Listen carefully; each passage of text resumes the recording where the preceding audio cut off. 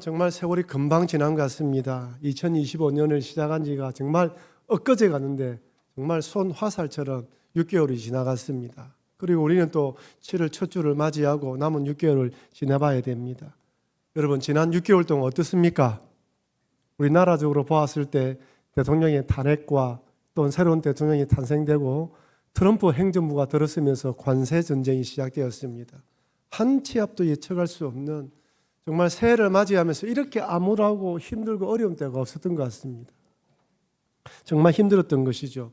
길거리에 지나가는 사람들의 얼굴을 보면 웃음 띤 얼굴보다 다들 힘들어하는 모습이었어요. 전 국민이 집단 우울증에 빠질 정도로 힘든 시간을 보냈습니다.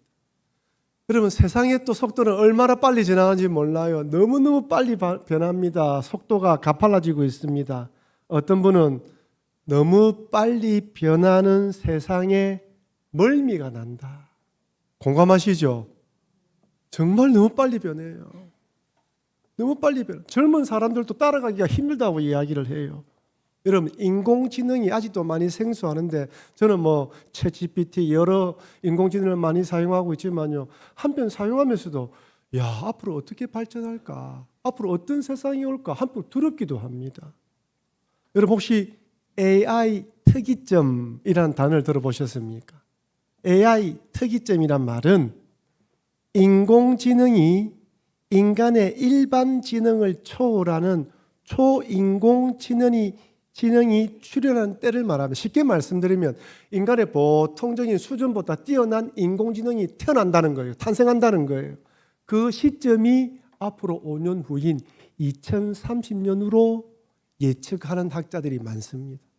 옛날에는 2040년, 45년까지 보았는데 더 빨리 발전되어진 거예요. 쉽게 말하면 인간보다 똑똑한 인공지능이 더 빨리 나온다는 것입니다.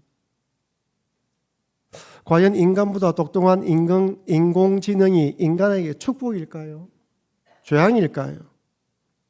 분명 도움이 되겠지만 또 어떤 부작용을 가져올지 아무도 모릅니다.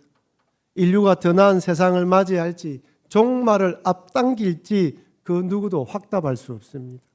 그러니까 제가 말씀드리는 것은 더 앞으로 더 발전되어지고 더 예측 불가능하고 불안과 걱정, 근심이 더 많아지는 세상이라는 거예요. 이것이 현실입니다. 네, 여러분 한번 생각해 보십시오. 여러분들이 지금까지 살아온 삶이 순탄했습니까? 지나온 삶이 만만했습니까? 아니에요. 수많은 눈물의 골짜기를 지나고 사망의 터널을 통과했습니다.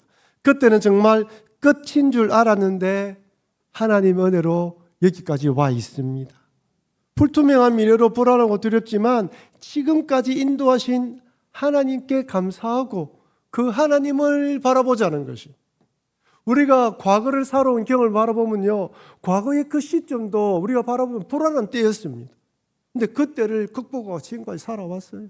분명 미래는 불안하지만 과거에 인도하신 그 하나님 바라보고 힘들면 기도하고 주를 의지하며 걸어가자는 것이죠. 그때는 어떻게 변할지 모르지만 미래는 따라합시다. 하나님께 달려 있습니다. 미래는 하나님께 달려 있어요. 하나님께서 주장하시고 다스려 주실 것입니다. 지난 주일날에 또 말씀드렸지만 부활하신 주님께서 갈릴리 한 산에 제자들을 불러놓고 지상 명령을 주시면서 이렇게 말씀합니다. 마태복음 28장 20절 후반절 말씀 같이 읽겠습니다. 볼지어다 내가 세상 끝날까지 너희와 항상 함께 있으리라 하시니라. 할렐루야. 아멘이죠. 이 말씀 한 절만 가지도 힘이 나요. 세상 끝날까지 너희와 나와 함께 하신다. 어떻게 변할지 모르지만은, 어떤 세상이 될지 모르지만은 하나님이 우리와 함께 하신다는 것입니다. 오늘 살펴본 시편 135편도 한번 보십시오. 이 시편은 왜 하나님을 찬양하며 감사해야 하는지 명확하게 제시합니다. 한 세 가지로 살펴볼 수 있는데요. 첫째는 하나님 그 자체로 감사하자는 것입니다. 시편 135편 1절을 우리 같이 읽겠습니다. 할렐루야 여호와의 이름을 찬송하라. 여호와의 종들아 찬송하라. 할렐루야 여호와 이름을 찬송하라. 시편의 찬양시를 보면요, 대부분이 첫 소절이 할렐루야 여호와 이름을 찬송하라고 나오는 구절이 많이 있습니다. 많은 분들이 감사 맥주 감사절기를 맞이하면 감사 제목을 찾아야 된다라고 고민을 하기도 합니다. 분명 지난 6개월 전 3을 돌아보면 여러 가지 감사할 제목들이 많을 겁니다. 우리 학생들 같은 경우는 새 학년에 잘 적응하고 새 학기가 되었고 또 결혼하신 분도 있고 또 자녀를 출산한 분도 있습니다. 여러 가정의 자녀들 그리고 우리 개인 신상에 여러 좋은 일도 차를 뽑으신 분도 있고 새 집으로 이사하신 분도 있습니다. 우리는 분명 감사할 일이 많은 것입니다. 하지만 특별히 감사할 일이 없다 하더라도 무탈하게 이 자리에 앉아 있는 것도 감사한 일입니다. 제가 병원에 가서 신방을 해보면요, 정말 별의별 아픈 사람이 많이 있어요. 병원에 가보면 아픈 사람들이 왜 그래 많이 있습니까? 가보면요, 이 경중이 다 달라요. 가볍게 아프신 분도 있고 위중한 분도 있습니다. 그런데 여러분, 그런 일 없이 그냥 이 자리에 앉아서 예배드릴 수 있다는 것이 얼마나 감사합니까? 큰 어려움 없이. 아울러 하나님을 아버지라 부르며 예배할 수 있는 것이 얼마나 감사합니까? 우리가 어려움을 당할 때 아버지라고 이야기할 곳이 있지 않습니까? 아무도 몰라주지만 그 하나님으로 감사해야 한다는 것이죠. 여러분, 하나님이 어떤 분입니까? 우리 여호와 하나님은, 우리가 섬기는 하나님은 온 세상을 말씀으로 창조하시고 다스리시는 창조주 하나님입니다. 여러분, 성경에 창세기 1장 1절이 어떻게 되어 있습니까? 우리 같이 한번 읽어볼까요? 태초에 하나님이 천지를 창조하시니라. 태초에 누가? 하나님이 천지를 창조하셨다. 내가 모든 걸 주관한다. 1장 1절이 믿어져야지 1장 2절이 읽어져요. 태초에 하나님이 천지를 창조했다는 걸 믿어져야 그 다음 구절이 읽어집니다. 그래서 창세기 1장 1절이 어찌 보면 테스트 관문이라 할 수 있어요. 너 이거 믿을래 안 믿을래? 하나님이 온 세상을 다스리는 걸 믿을래 안 믿을래? 이것이 믿어져야 그 다음으로 넘어갈 수 있습니다. 여기 보면 태초에 하나님이 되어 있는데 여기 하나님이라고 되어 있는 히브리어가 엘로힘이에요. 그러니까 하나님이라면 엘로힘인데 여기 엘로힘이라는 뜻이 뭐냐면 천지를 창조하시고 전능하신 하나님의 속성을 의미합니다. 여러분, 창세기 집에 가서 읽어보십시오. 창세기 1장에서는 창조주 하나님이라는 이름만 나옵니다. 그런데 창세기 2장에 넘어가면 여호와 하나님 이름이 등장해요. 그 하나님이 이름이 여호와라고 알려줍니다. 여호와로 번역된 히브리어는 야훼인데 스스로 존재하는 분이란 뜻입니다. 이 이름은 언약의 하나님, 구원하신 하나님, 백성들과 관계를 맺으신 하나님이에요. 그래서 성경에서 하나님 하면 천지를 창조하신 하나님, 여호와 하면 관계를 맺으신 하나님, 언약의 하나님이에요. 여러분, 창세기 2장에 여호와 하나님이라고 소개하면서 그 다음에 인간 창조에 관한 말씀을 주십니다. 인간을 창조하시면서 여호와라고 말씀하신 이유가 무엇일까요? 언약의 하나님이 인간을 창조했다는 거예요. 하나님은 우리를 특별한 존재로 창조했다는 것입니다. 관계를 맺기 원한다는 것입니다. 하나님이 우리를 얼마나 사랑하는지 알려주시는 것이죠. 그래서 에베소서에서는 이렇게 말합니다. 에베소서 2장 10절 같이 읽겠습니다. 우리는 그가 만드신 바라 그리스도 예수 안에서 선한 일을 위하여 지으심을 받은 자니 이 일은 하나님이 전에 예비하사 우리로 그 가운데서 행하게 하려 하심이니라. 그리스도 예수 안에서 선한 일을 위하여 지으심을 받은 자다. 여러분, 우리는 우연히 떨어진 존재가 아닙니다. 창조의 피조물의 창조의 결과물이 아니에요. 하나님이 우리를 사랑하셔서 이곳에 보내셨습니다. 여러분들 가운데 출생의 비밀이 있는 분이 있을 거예요. 부모가 원치 않아서 이 땅에 태어난 분도 있을 것입니다. 하지만 중요한 건 뭐라고요? 하나님이 우리를 보냈다는 것입니다. 설령 그런 상처가 있다 하더라도 역으로 생각해 보세요. 와, 나는 이 땅에 존재할 수 없는 사람인데 누가 하나님이 뜻이 있어서 나를 보냈다는 것입니다. 그래서 오히려 그 부분들로 인하여 실망할 것이 아니라 이 부분을 인하여 감사할 수 있는 것입니다. 중요한 것은 하나님이 우리를 보냈다는 사실입니다. 하나님께서 선한 목적 때문에 나를 보내셨기 때문에 내 남은 인생도 누가 책임져 준다? 하나님이 책임져 준다는 거예요. 저는 나이가 좀 들면 좀 어른이라 되면 걱정이 없을 줄 알았습니다. 더 걱정이 많아진 것 같아요. 목사라고 걱정이 없겠습니까? 앞으로 세상이 어떻게 변할지, 우리 교회가 어떻게 될지. 제가 어른들 만나보면 어른들도 담담한 것 같지만 다들 죽음에 대한 걱정이 있어요. 어떻게 떠날까? 치매 걸리면 안 되는데, 자녀들 고생시키면 안 되는데. 여러분 하나님께 맡겨야 됩니다. 내가 어떻게 할 수가 없어요. 우리 하나님 나를 책임져 주신다 했으니까 마지막까지 책임져 줄 걸 믿고 하나님을 의지해야 되는 것입니다. 물론 우리 중에 말로 할 수 없는 고난을 당하신 분도 계실 거예요. 목사님 올해가 너무 힘들어요. 질병으로 여러 일들 때문에 와 이렇게 힘든 날이 없습니다 라고 말씀하시는 분이 있어요. 도저히 하나님 살아계신다면 어떻게 이럴 수 있습니까? 라고 말씀하시는 분도 있을 것입니다. 그때 여러분 한번 고개를 들어서 욥을 한번 떠올려 보십시오. 욥이 얼마나 부자였고 어떤 사람인지 성경은 이렇게 기록합니다. 욥기 1장 2절 3절 우리 같이 읽겠습니다. 그에게 아들 7과 딸 3이 태어나니라. 그의 소유물은 양이 7,000마리요 낙타가 3,000마리요 소가 500거리요 암나귀가 500마리요 종도 많이 있었으니 이 사람은 동방 사람 중에 가장 훌륭한 자라. 자녀가 몇 명이라고요? 10명입니다. 재산은요 낙타, 소, 암나귀, 종도 많았습니다. 누가 봐도 성공한 사람이고 출세한 사람입니다. 맨 끝줄에 보면 가장 훌륭한 자라고 되어 있습니다. 근데 욥이요 한꺼번에 모든 걸 다 잃어버려요. 하루아침에 10명의 자녀들이 다 죽어요. 여러분 자녀를 잃은 부모의 마음 아시지 않습니까? 가슴에 묻는다고 하지 않습니까? 재산을 다 잃어버려요. 자기도 몸에 병이 생깁니다. 기왓장으로 끓지 않으면 안 되는 그런 지경에 빠졌어요. 누가 보아도 욥이라면 하나님 원망할 수 있지요. 왜 이렇게 하나님이 할 수 있습니까?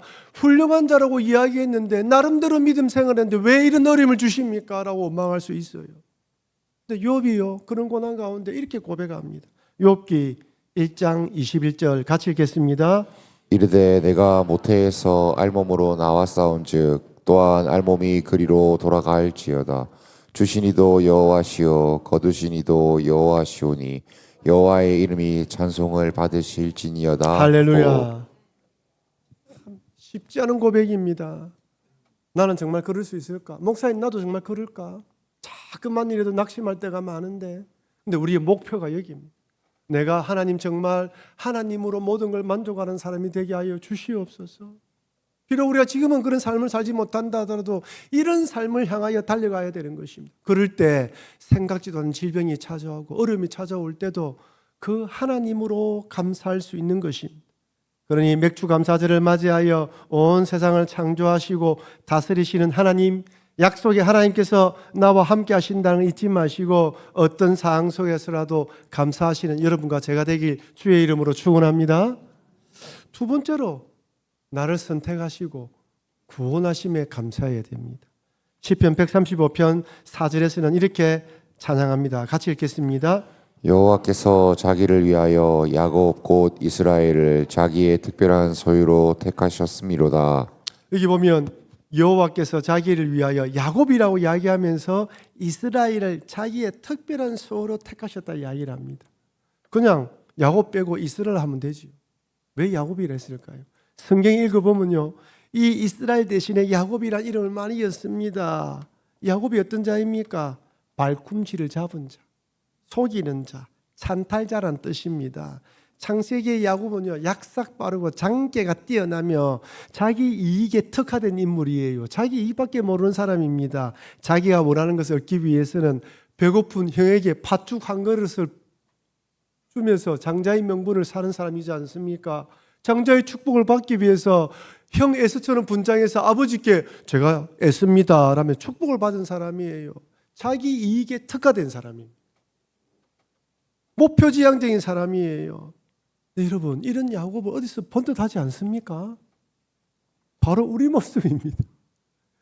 데칼코마니처럼 상둥이처럼 거울 속에 내 모습을 보는 것 같습니다. 여러분 우리는 철저하게 우리 자신밖에 모르는 이기적인 존재입니다. 여러분이 인정하든 인정하지 않든요 여러분 우리는 우리밖에 몰라요. 이런 우리 자신이 때로는 무서울 때가 있습니다. 내가 이렇게 욕심 많았나? 내가 이것밖에 되지 않은가? 우리는 예수님 믿고 난 뒤에도 우리가 추구하는 이상적인 삶에 비해서 우리는 턱에도 못 미치는 삶을 살고 있습니다. 저는 지난 4주간 동안 산위에서의 만남, 믿음의 결단이라는 제목으로 십계명과 산상수훈, 부활의 주님, 지상명예에 대해서 말씀드렸습니다. 마지막 주 설교를 하니까요 성도님들이 아멘으로 응답하지 않고요 고개를 푹 숙여요. 쉽지가 않다는 거예요. 그렇게 살고 싶은데 쉽지가 않다는 것입니다. 그게 우리 현실입니다. 이게 누구입니까? 이게 야곱의 모습이에요. 성경이 뭐랍니까? 야곱아라고 이야기하는데 여기에 내 이름을 넣으면 똥 맞아요. 경동아. 근데 뭐라고요? 이 이름을 이스라엘로 불러주십시오 해서 내가 너를 특별히 선택했다고 이야기해요. 이것밖에 되지 않는 우리, 아무것도 않는 우리, 구원받을 만한 것이 하나도 없음에도 하나님의 전적인 은혜로 구원해 주셨습니다. 에베소서에서는 우리 이렇게 말씀합니다. 에베소서 1장 4절 5절 같이 읽겠습니다. 곧 창세전에 그리스도 안에서 우리를 택하사 우리로 사랑 안에서 그 앞에 거룩하고 흠이 없게 하시려고 그 기쁘신 뜻대로 우리를 예정하사 예수 그리스도로 말미암아 자기의 아들들이 되게 하셨으니. 여러분 이 구절을 읽어보면 하나님이 나를 선택했는데 그냥 아무 생각 없이 무작위로 선택한 것 같습니까? 아니죠. 기쁘신 뜻대로. 한번 따라합시다. 나는 하나님께서 기뻐하시는 사람입니다. 세상의 경쟁하고 비교하면 보잘것없지만 하나님이 나를 사랑하신다는 거예요. 여러분 지금 우리나라는 이제 다민족 국가가 되어가고 있습니다. 이전에 11상이 결혼하면 한 상은 외국인과 결혼한다고 했거든요. 지금 더 빨라지는 것 같아요. 김해에 가면요 우즈벡 사람들이 모여 사는 마을이 있다고 합니다. 몽골 사람들이 또 모인 곳이 있대요. 경기도 안성에는 거기는 완전 외국 사람들이 사는 곳이라고 이야기하지 않습니까? 지금 김해의 한 시장에 가보니까 그 시장에는 동남아에서 오신 분들이 식당도 하고 그들의 채소도 팔고 그러니까 주말 되면요 거기에 외국인들이 와 모인대요. 여기가 한국인가 동남아시아인가 궁금하다고 이야기할 정도로 궁금하다는 정도예요.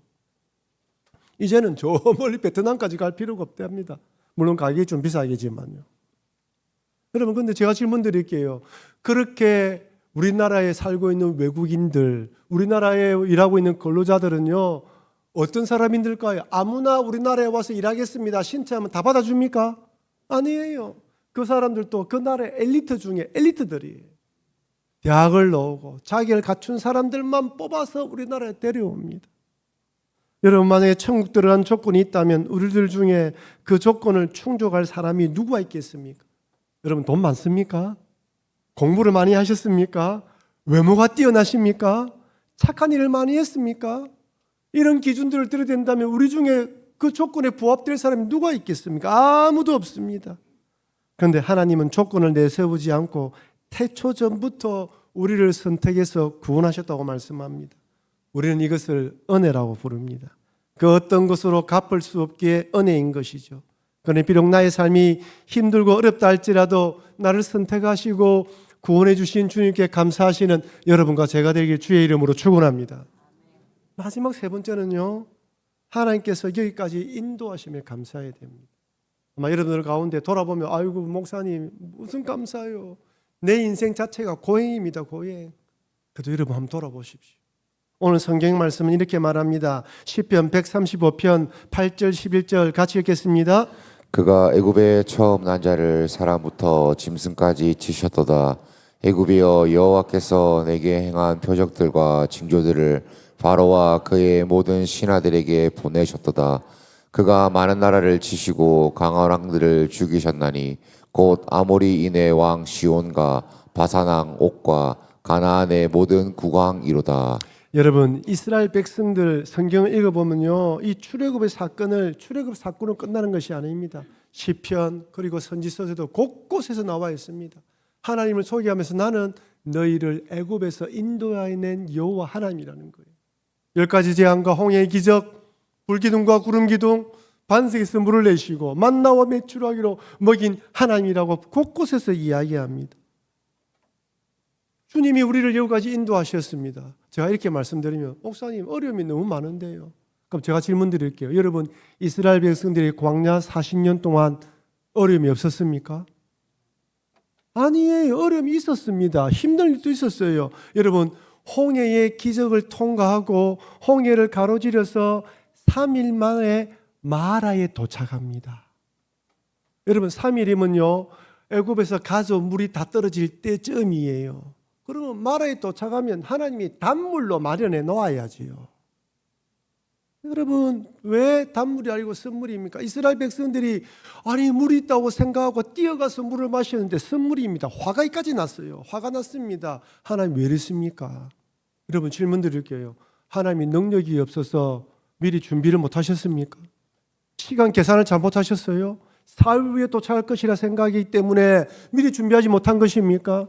여러분 인생에 어려움이 있으면 여러분이 힘든 줄 아는데 왜 어려움을 만들어 놓았습니까? 어른 어려움을 만났을 때 뭘 해야 됩니까? 여러분 우리 인생은요 아무 어려움이 없고 평탄하고 좋으면요 자기가 잘나서 그런 줄 알아요. 감사할 줄 모릅니다. 어려움 만났을 때 하나님 앞에 기도하고 그것을 얻었을 때 내 힘으로 살아가는 존재가 아니라 하나님 은혜로 살아가는 존재임을 깨닫게 됩니다. 여러분 그러니까 마라에서 도착했을 때 선물이 나왔을 때 어떻게 됩니까?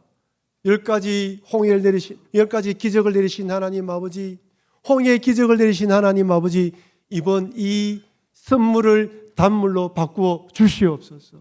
기도해야 되는 거예요. 그렇게 기도하면서 단물로 바꿔줬을 때 하나님께 감사할 수 있습니다. 여러분 하나님께서는 얼마든지 우리 앞에 장애물을 제기해 줄 수 있습니다. 때론 장애물 때문에 하나님께 기도하면서 감사하도록 하기 위해 허락해 주셨습니다. 여러분 고난의 길을 걷고 계신다면 이 고난을 통하여 하나님께 기도하는 뜻이 있음을 잊지 마시고 기도하시기를 바랍니다. 우리 하나님은 좋으신 하나님입니다. 마태복음 7장 9절에서 11절에 이렇게 말씀합니다. 같이 읽겠습니다. 너희 중에 누가 아들이 떡을 달라 하는데 돌을 주며 생선을 달라 하는데 뱀을 줄 사람이 있겠느냐? 너희가 악한 자라도 좋은 것으로 자식에게 줄 알거든. 하물며 하늘에 계신 너희 아버지께서 구하는 자에게 좋은 것으로 주시지 않겠느냐. 할렐루야. 한번 따라합시다. 하나님은 좋으신 하나님이십니다. 잊어버리면 안 됩니다. 우리 하나님 좋으신 하나님입니다. 그 하나님이 지금까지 인도해 주셨고 앞으로 인도하실 것이고 우리 인생 책임져 주실 것입니다. 사랑하는 성도 여러분, 맥주 감사절을 맞아 지난 반년 동안 지켜주신 하나님께 감사하면서 남은 평생도 감사하며 살겠다고 결단해야 됩니다. 천지를 창조하신 하나님, 여호와 하나님을 섬길 수 있음에 감사. 그 하나님께서 태초 전부터 나를 선택하고 구원해 주심에 감사. 지금까지 인도하셨으므로 앞으로도 인도하실 것을 믿고 믿음으로 나아가야 합니다. 한 해의 반에 이 감사절을 두신 이유는 지금까지 인도하신 하나님을 바라보라는 것입니다. 앞으로 인도하실 하나님 바라보시며 믿음으로 승리하시는 여러분과 제가 되길 주의 이름으로 축원합니다.